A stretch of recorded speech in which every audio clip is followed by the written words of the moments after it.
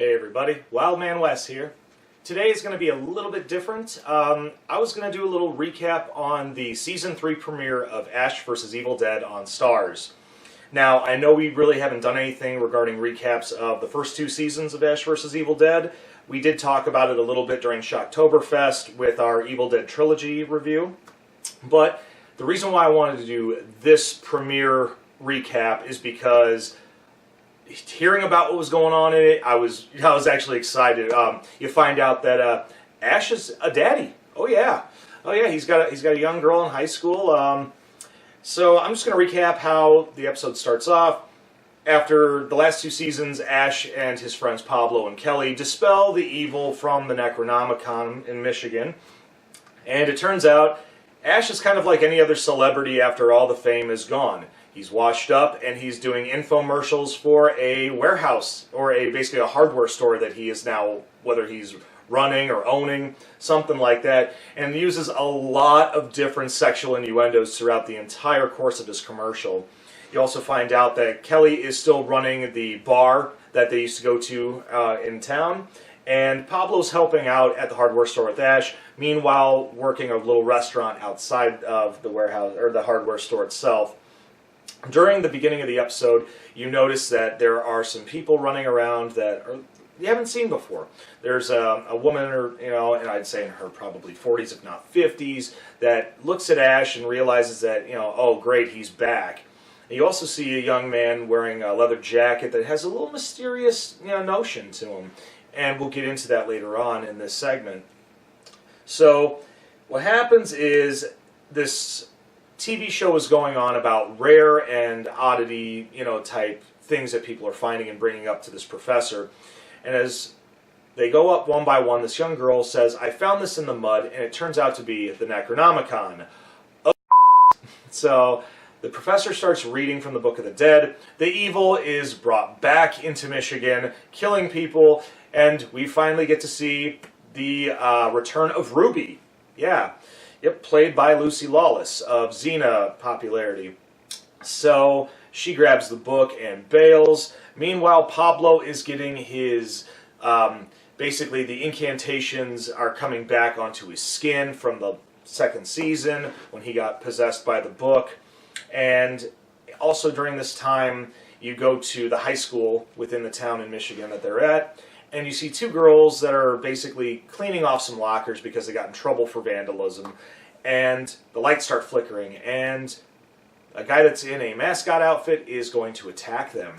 So Ash finds out that the evil has been brought back, and the woman that we discussed earlier that does not like Ash gets in his face and says, the evil just attacked our daughter. And so he finds out that the woman that he was with is named Candice Barr, and then he makes the joke.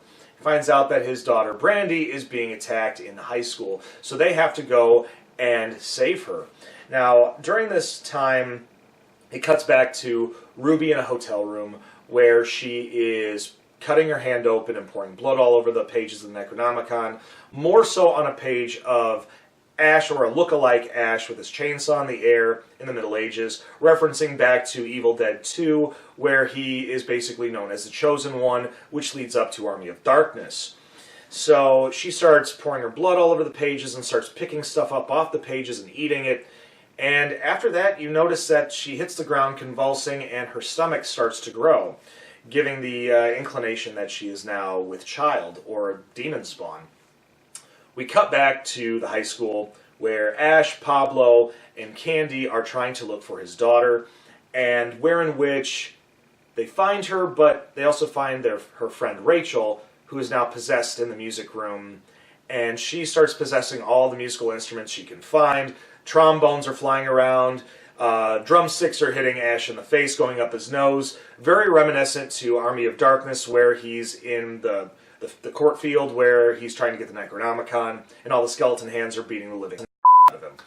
Well, unfortunately, we do suffer a loss in this episode. Candy, the mother of Brandy and the baby mama of Ash, gets decapitated by a cymbal. Well, during this time, Ash knocks Rachel over underneath a cello, and she cuts back to her human form saying, "Don't kill me, I'm okay." Ash isn't going to have any of that. He steps on the cello, where the strings slide through her face and cut her open like a loaf of bread. That is probably the greatest death in the whole episode ever. Then we get the re-entrance of the mascot that was attacking the girls earlier, now is attacking Ash. Then, where in which we have Kelly and the mysterious guy in a leather jacket, heavily armed with machine guns, blow the mascot away. You find out that the mysterious man in the leather jacket is named Dalton, and he's a knight of Sumeria. Kind of a reference, I want to think he maybe have come back from the past to the future, from Arthur and the Knights of the Round, but then again, they say Knights of Sumeria. He's a big fan of Ash, always wanted to meet him. So now they have a foursome act to dispel the evil and try to fight Ruby when they find her. Now, this episode, it was good for what it was. I mean, it was very direct to the point. Blood, guts, and gore is always a great factor. They definitely took a lot of liberties with the special effects. However, when we were introduced to the character of Candy, who's Ash's baby mama, it really sucked the fact that she had to be killed off so quickly. You'd think that maybe she would have survived a little bit, because in the recent seasons, when Ash runs into a long-lost love, she tends to be in there a couple episodes in before something bad happens. So I'm going to be fair on this one. I'm going to just grade this premiere with an A-. I mean, like I said, the episode was awesome. I appreciated what they did. It's just, things like that do kind of bug me. I'd really like to see some character development. Well, other than that, we hope you enjoyed this segment. Be sure you like, share, and as always, push the red button, ring that bell for some instant notifications on our upcoming episodes. Until then, I'm Wildman Wes, and I will see you later.